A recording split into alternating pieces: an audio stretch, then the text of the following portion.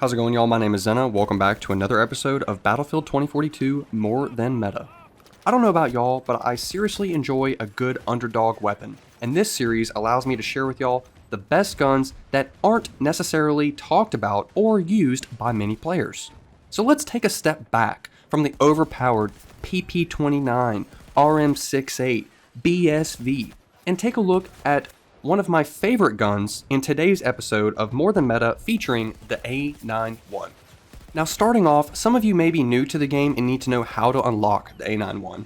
It's pretty straightforward, but you'll need to achieve 100 kills with the AC-42 assault rifle, along with 10 kills with the PKP LMG in a single round.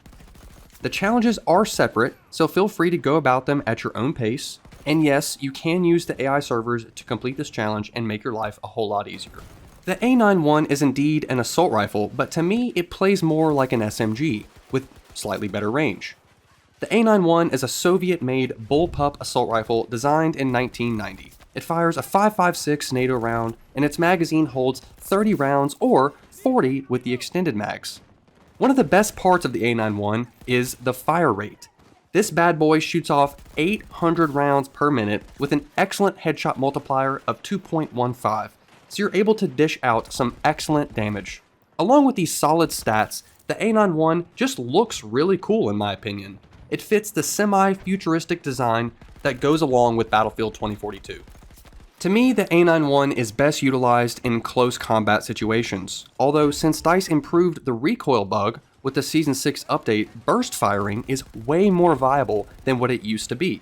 So the A91 can compete at medium ranges much better now. For those of you unfamiliar with this mechanic, burst firing involves shooting 6 to 7 round bursts before lifting your finger off the trigger for a split second and then continuing to fire again. This mechanic will help your weapon spread be more accurate at range. Mastering this mechanic does take some time, and I'm still working on it myself, but I find for some reason the A91 has incredible burst fire potential. I find myself picking off targets at range much more often compared to other ARs like the AM40 or even the M5A3.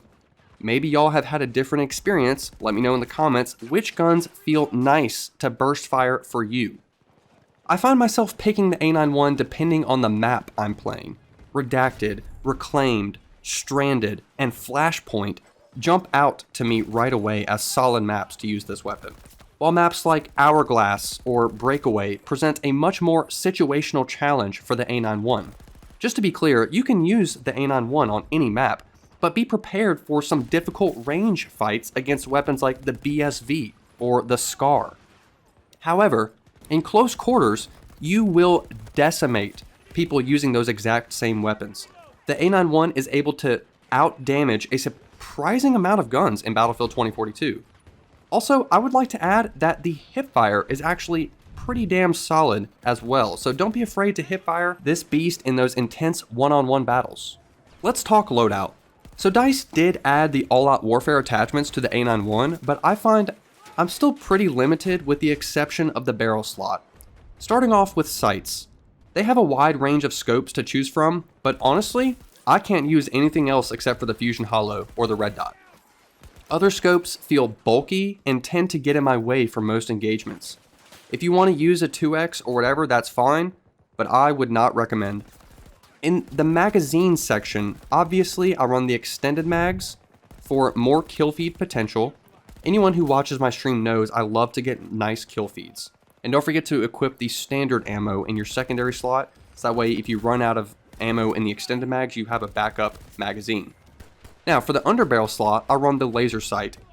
Now some people might ask about the Cobra grip, but I never use it because it gives me negative accuracy while moving, and I never stand still in Battlefield 2042. So that grip does literally nothing for me personally. Finally, the barrel slot. We actually have some decent options here to mix and match. I used to run the wrap suppressor a ton, but DICE nerfed the effectiveness with the Season 6 patch. So I've started to distance myself from most of the suppressors.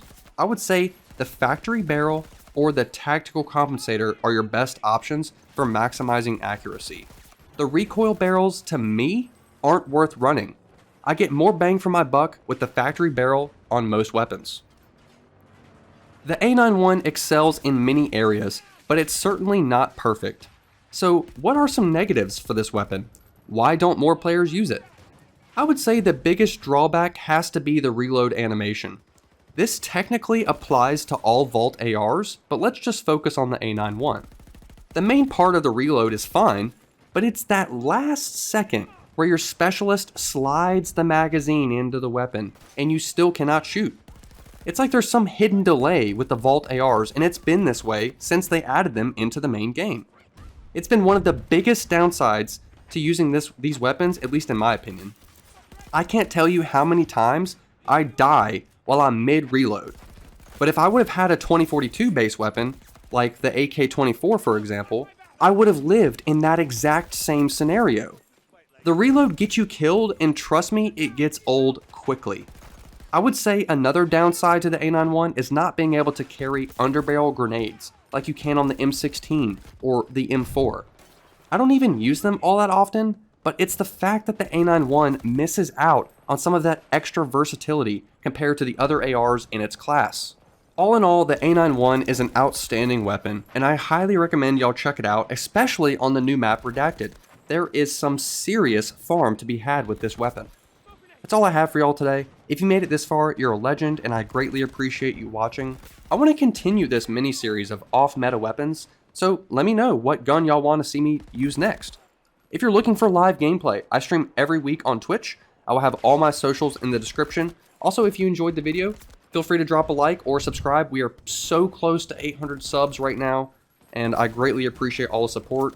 Thank y'all again so much for watching, and I will see you next time.